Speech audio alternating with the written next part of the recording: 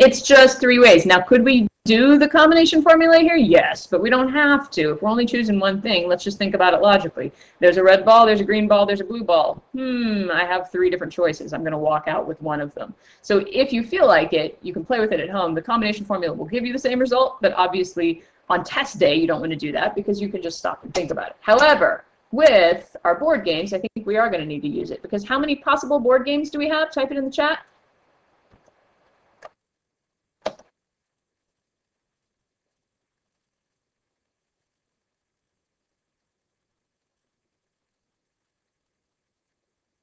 Yep, we have 6. And how many does she want to walk out with? How many does she want to choose?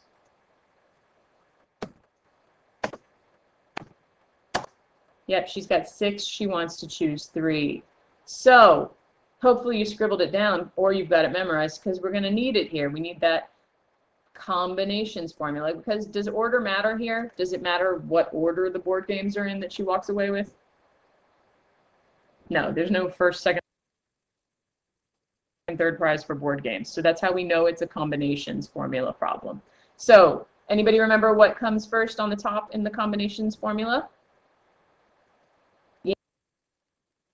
Yeah, 6 choose 3, which is what I've got written up, a version of that here. And it looks like Sarah's already got it almost all worked out for us, right? So on top, we would have the n that we started with, right? Oops, that's an 8, 6. And on the bottom, we'd have our k times our n minus k.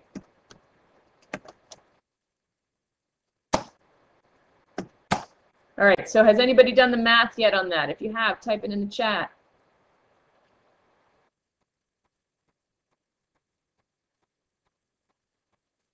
Yeah, so we wound up with a total of 20 ways to choose the game, or the games.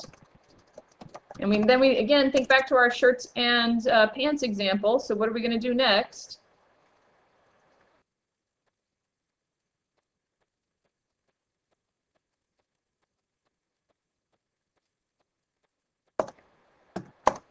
We're going to multiply together, and we come up with a grand total of 60 ways to make these different selections. Terrific.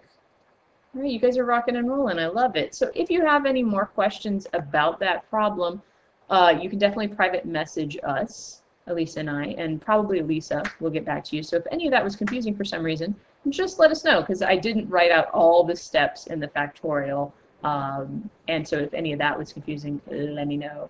In the meantime, we're going to move on, and we're going to go over those answer choices that you all are concerned about with data sufficiency. So what does the first answer choice mean?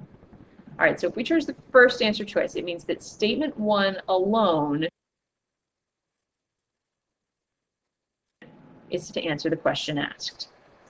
So that means we read through this question stem. The question stem on its own never gives us enough information to answer the question.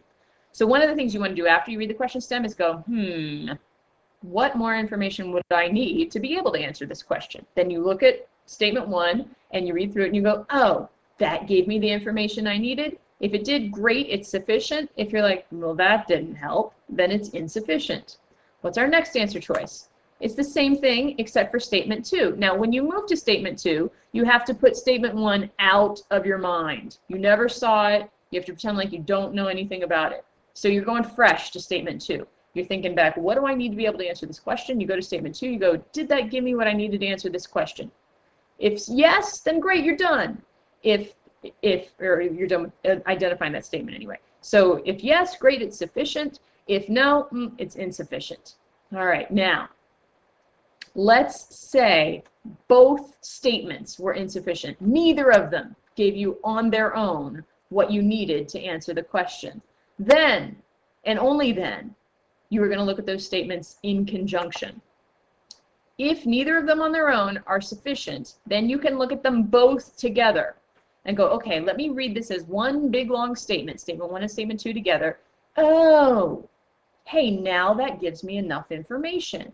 Now I have enough information to solve the problem. Then that means we're going to go with this third choice, that both statements 1 and 2 together are sufficient to answer the question, but neither one alone is sufficient. If either of the statements on their own was good enough, then we're going to choose the fourth choice here. Or if even after we looked at the statements together, nothing was any good, then we're going to choose the last choice. Statements 1 and 2 together are not sufficient to answer the question asked, and additional data specific to the question's data is needed. So now, from working through your Kaplan book, does anybody remember the little mnemonic device we give you to help you remember what the answer choices mean?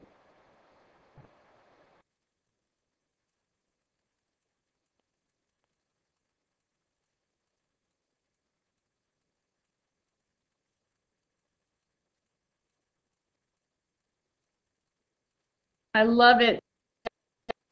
Some of you guys have definitely been doing your homework. 1 to 10. So 1 is statement 1 on its own is good. 2 is statement 2 on its own is sufficient. T is only together are they sufficient. E is either one on its own is sufficient. And N is nothing, nada, neither, zip, zilch. Nothing is working here. I don't have enough information. So I love on test day to write that 1 to 10 next to my scratch work so that I can make some eliminations as I go. And we're going to try that together now with a problem. So it's still a combination of permutation formula,